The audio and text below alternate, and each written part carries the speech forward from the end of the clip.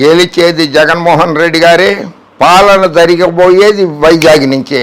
Supreme court తీర్పు రావడం ఆలస్యం, సుప్రీంకోర్టు ఆదేశాలు రావడం ఆలస్యం, విశాఖపట్నం నుంచి పరిపాలన సాగిస్తారు.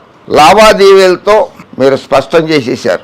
విశాఖ పట్టణంని రాజధానిగా పరోక్షంగా మీరు అంగీకరించారు. అల్లుడు గారి ఇల్లు అక్కడ దగ్గరే కదా, అందుకని విశాఖపట్నంలో మీరు 10,455 గజాలు 10,455 గజాలు కొన్నారు. 10,455 అంటే దాదాపు 2 ఎకరాల చిల్లర కొన్నారు అక్కడ. ఇది మీరు మీ అఫిడవిట్లోనే, ఎన్నికల అఫిడవిట్లోనే చూపించారు. హిందూపూర్ శాసనసభ నియోజకవర్గానికి పోటీ చేస్తూ ఎన్నికల కమిషన్కి సమర్పించిన అఫిడవిట్లో చూపించారు. ఇది 10,455 గజాలు. సర్వే నెంబర్ 9/5 12/21 12/1 కొన్నారు మీరు విశాఖపట్నంలో. కంపెనీ పేరు మీద కొన్నారు.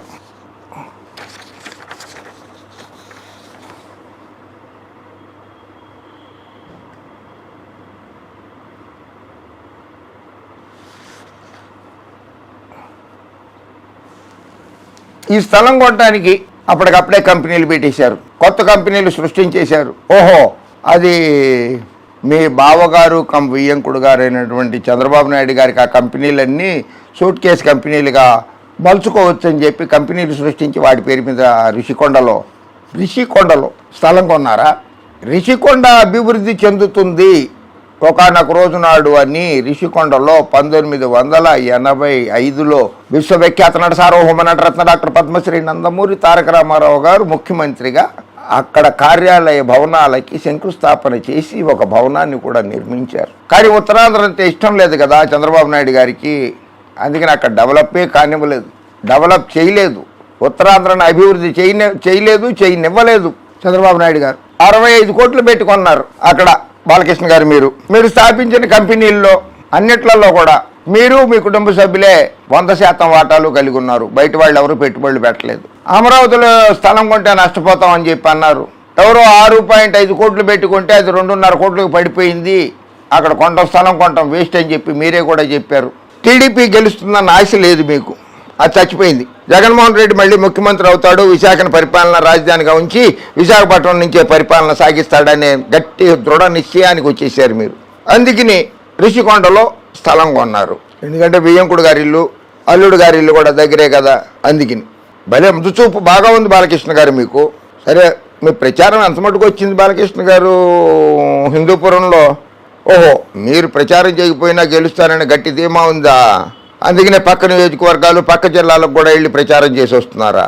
ఓకే, మీరు చేయొచ్చు, అది మీ వ్యక్తిగతం, అది మీ పార్టీ ఆదేశాల మేరకు కూడా మీరు చేస్తూ ఉండవచ్చు. సో పోన్లే, కనీసం అల్లుడు గారికి కోసమో, అల్లుడు గారింటికి దగ్గర అవుతుందనో, విశాఖపట్నం అభివృద్ధి చెందుతుందనో ఏదో రూపేణ అనుకుని విశాఖపట్నంలో స్థలం కొన్నారు. శభాష్, బాగుంది. ఈ ఎన్నికలైన తర్వాత మీరు పార్టీ కోసం ప్రచారం చేస్తూనే ఉంటారా? లేదు, ఎన్నికలు అయిపోయి చంద్రబాబు నాయుడు గారు హైదరాబాద్లో రెస్ట్ తీసుకుంటుంటే, పవన్ కళ్యాణ్ గారు ఆయన ఇంట్లో ఆయన రెస్ట్ తీసుకుంటుంటే, వాళ్ళిద్దరికి మధ్యలో ఉన్న మీరుంటారు గనక మీరు రెస్ట్ తీసుకుంటారా, లేకపోతే కళామ తల్లికి సేవ చేసుకుంటానంటూ సినిమాల్లో నటిస్తూ ఉంటారా? అది నిర్ణయించుకోండి. ఎందుకంటే జగన్మోహన్ రెడ్డి గారు గెలిచేది ఖాయమే. తెలుగుదేశం పార్టీ అధికారంలోకి రావడం కల్లా. వాళ్ళెవరో అమెరికా నుంచో ఎక్కడి నుంచో వచ్చేసారంట. వాళ్ళ ఇంటింటికి వెళ్ళి ఇంటికి 2 లక్షల రూపాయలైనా సరే ఇచ్చేసి, ఇంటికి 2 లక్షల రూపాయలైనా సరే ఇచ్చేసి ఓ 10 మందిని తయారు చేసి మనం ఓట్లు వేయించుకోవాలి అని ఎన్ఆర్ఐలు ఎవరో అమెరికా నుంచి వచ్చి పార్టీ తరఫున ప్రచారం చేస్తున్నారట. సరేలే, ఏదైతే ముందు కానీ బాలకృష్ణ గారు, చంద్రబాబు నాయుడు గారు మీ తండ్రి గారు విశ్వవిఖ్యాత నట సార్వభౌమ నటరత్న డాక్టర్ పద్మశ్రీ నందమూరి తారక రామారావు గారికి, ఆయన సతీమణి, 2వ భార్య సతీమణి నందమూరి లక్ష్మీపార్వతి గారికి, మీ సోదరుడు హరికృష్ణకి, హరికృష్ణ పుత్రుడు జూనియర్ ఎన్టీఆర్కి, జూనియర్ ఎన్టీఆర్ తల్లికి ఎంత ద్రోహం చేశారో